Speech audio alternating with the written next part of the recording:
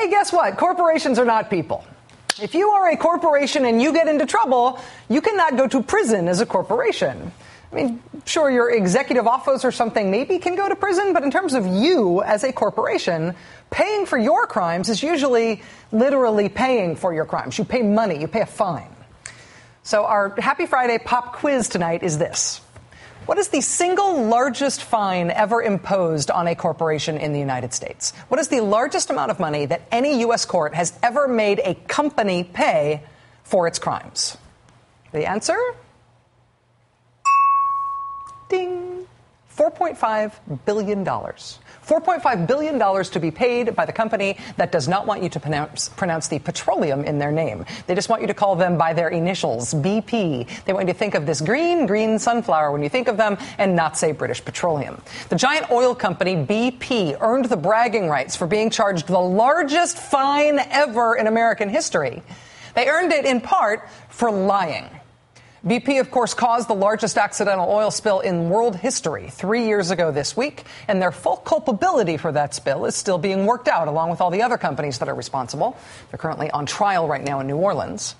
But the BP lying part of it, that part has already been adjudicated. BP admitted in court that while they were saying publicly, and saying to Congress even, that their gushing well in the Gulf of Mexico was only leaking 5,000 barrels a day, that was it, merely a flesh wound. While they were saying that publicly, not only was that wrong, but they knew it was wrong. BP, as a company, internally was having all sorts of discussions about how it wasn't 5,000 barrels a day. It was more like 60,000 barrels, or maybe even 140,000 barrels a day. But publicly, they kept assuring everybody that really it was no big deal. It was only 5. The important part was not just that BP was wrong, or that they didn't know the answer and they were guessing. The important part in their culpability, of course, the reason they ended up paying the largest corporate fine in the history of corporate fines, was not because they got it wrong. It's because they did know what the truth was, and they lied about it. They lied about it publicly. They lied about it to Congress. In the 3 years since the worst oil spill ever, there has been a slow unfolding in the courts and in the Gulf of things that we, the public, did not know at the time of the spill. These big unanswered questions that we had at the time of the spill. Some of them, it turns out, the oil companies actually knew what the truth was and were just keeping the truth from us. But some of those unanswered questions, yeah, it's 3 years down the road, and maybe now we are starting to learn the truth now, but we still don't know if the oil companies knew it all along, and they were keeping it from us all this time, or if they have been in the dark until now, just like we were. Well, this week, Newsweek published some remarkable new reporting on the question that I, frankly, was asked the most when I was down at the Gulf covering this story. The worry that was expressed to me the most by people who live on the Gulf Coast and who make their living on the water there 3 years ago in the middle of that spill. This was what those folks worried about more than anything. And now, 3 years later, we are starting to get some answers about it.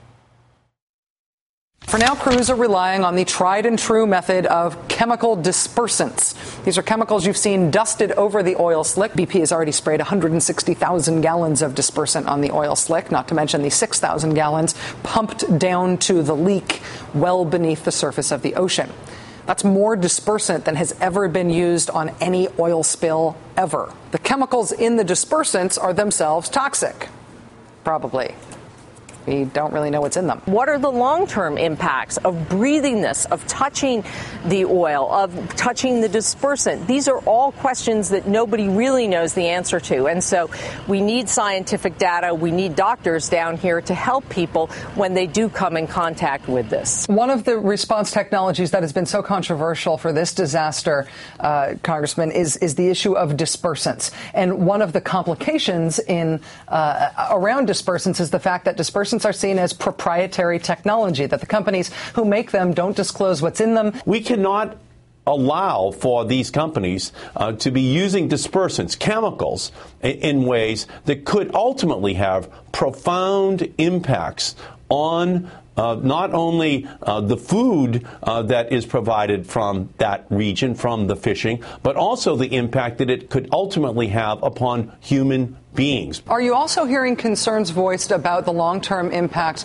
of dispersants? That's one thing that I know a lot of fishermen, when I was down there, were talking to me about, and the government essentially still saying now, yeah, they're doing long-term studies, but they don't know. Right, very much so. They don't know the long-term impacts, and that's what really scares people here. That's what really scares people. Well, now, 3 years down the road, some of those very ominous unanswered questions that were being asked down on the Gulf Coast when that spill was happening and when they were dumping all that dispersant into the sea to make it better, some of those questions are finally starting to be answered. Joining us now is Mark Hertsgaard. He's an independent journalist. He's a contributor for the Daily Beast. His latest article for Newsweek is called What BP Doesn't Want You to Know About the 2010 Gulf Spill. Mark, thanks very much for joining us. It's nice to have you here. Thanks for inviting me. So I know you've been in the Gulf Coast talking to folks who came into physical contact with this dispersant, which is called Corexit. What did you find?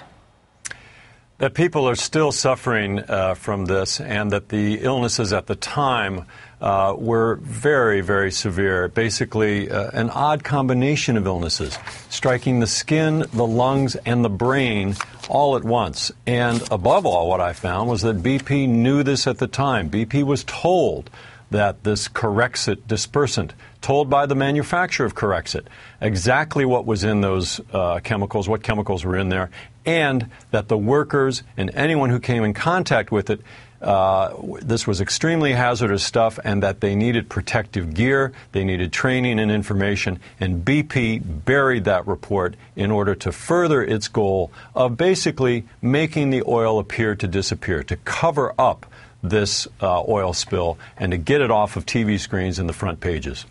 Well, that has always been one of the political conundrums, thinking about the use of dispersant, literally from a political perspective. There is an impact to seeing oil that is lessened if you don't see the oil, even if it's still there, and it's maybe been made into something that you can't see by addition of another chemical that might be just as toxic. But isn't there an argument to be made for using dispersants simply for the purpose of breaking the oil down, like they say, dispersing it, allowing it to be exposed more to the elements that might make it might make the spill actually go away faster?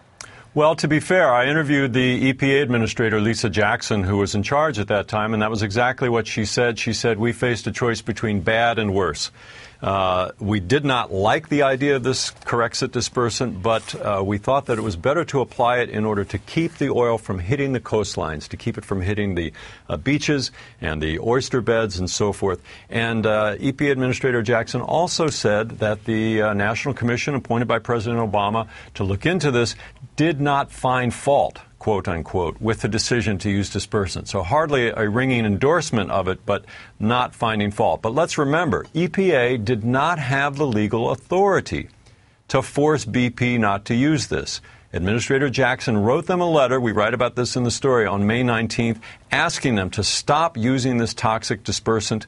But she did not have the authority to force them to stop it, and BP wrote back the next day and essentially said, sorry, we're going to continue. The people who were made sick by exposure to Corexit, and again, a lot of the ways they were made sick were exactly the ways, as you point out in your reporting, that were predicted or described by the company that makes it, which is why they said that they should be used in such careful ways. Are the people who were made sick by this chemical seeking redress? What are they trying to do in order to get their medical expenses covered? And are they covered in some of the settlements with Gulf Coast residents that cover the rest of the oil spill? Yeah, they're trying, Rachel, but it's going to be an uphill path because, now, you know, BP set aside last year roughly $8 billion for medical claims.